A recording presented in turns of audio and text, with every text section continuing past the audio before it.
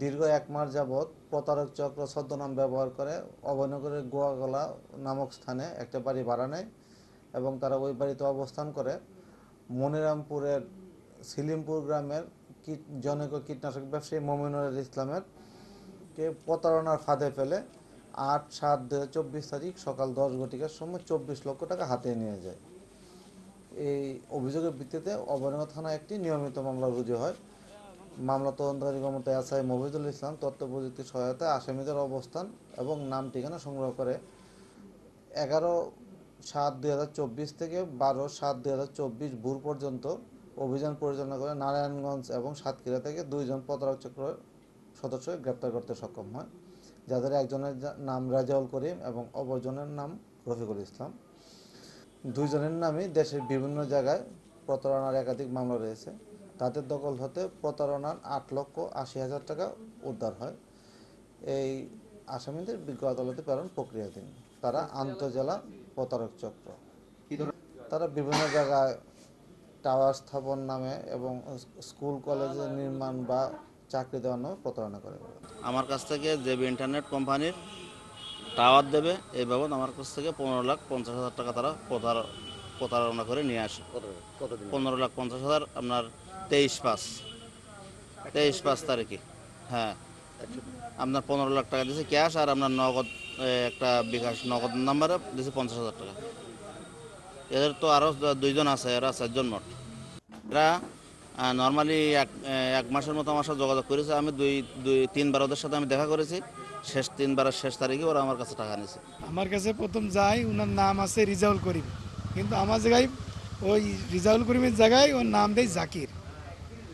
এখন উনি আমার বাসায় যাইয়ে বলে এরকম আমরা একটা টাওয়ার বসাতাম, ইন্টারনেট জেবি ইন্টারনেট টাওয়ার, কিন্তু আপনারা জায়গায় দিলি গুনায় খুব ভালো হয়। তো আমি বলছি, তো আপনি যদি দিতে চান তাহলে আমি জায়গা দিব, সমস্যা নেই। এখন উনি আমার বললো তাহলে ঠিক আছে, আমার নোয়াপাড়ায় আছে অফিস রয়েছে, অফিসে আসেন। অফিসে যাওয়ার পরে বলে যে 10 লক্ষ টাকা অ্যাডভান্স দেবে আর 8,000 টাকা করে আপনার ওই মাসিক ভাড়া দিব। তো ঠিক আছে, সেভাবে কথাবার্তা বললে আমি চলে আসি। চলে আসার পরে কিছুদিন পরে ফোন করি আবার ডাকে অফিসে। এবার অফিসে ডাকার পরে একটা ওই সুরাত লেখে যে মাসে এত টাকা 8,000 টাকা ভাড়া আর 10 লক্ষ টাকা অ্যাডভান্স, এই কথা বলে তো আমার কাছে সাইন টাইন নিয়ে নিল। নেওয়ার পরে 2 দিন পরে আবার ডাকে। এই ডাকার পরে বলছে কি যে তোমার বাড়ি হতে চাইলেও কিন্তু হবে না। কারণ কি বলছে, ও আরেক জায়গায় চলে গেছে, সে টাকা দিচ্ছে 2 লাখ, এর জন্যে আপনার মানে সম্ভব না। তো আমি বলি তাহলে আমি যদি সেই তাই হয়, তো আমি নাই 2 লাখ দিবানে, তো আপনারা তাহলে আমার করেন। ওটা পরে আবার আমার দিন দিলে পরে দিয়ে আমি যাই 2 লাখ টাকা দিয়েছিলাম। এরপরে 2 লাখ টাকা দেওয়ার পরে কিছুদিন পর আবার ডাকছে। ডাকার পরে করছে ও আছে আপনার তো কনফার্ম হয়ে গেছিলো, তা একটু সমস্যা সামান্য, তার জন্যই আমরা দিতে পারছি না।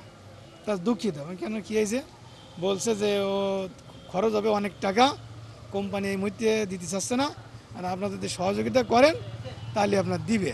তা আমি তো 2 লাখ টাকা দিয়ে ধরা খেয়ে রয়েছি। এটা আমি চিন্তা করি 2 লাখ টাকা দিন ধরা খা, তখন তাহলে আর কিছু দিয়ে দিই, যদি হয়ে যায় তাহলে আমার টাকা সম্পূর্ণ উঠে আসবে। এইভাবে বললো তাহলে আপনি 22 লাখ টাকা নিয়ে আসবেন অমুক দিন, আমি কাজ ওই দিনকে সিস্টার দিয়ে বাকি আপনার টাকা ওই অ্যাডভান্স আর এই টাকা সহকারে একদিনই আপনার ফেরত দিয়ে দিবেন কাজ শুরু হয়ে গেলে।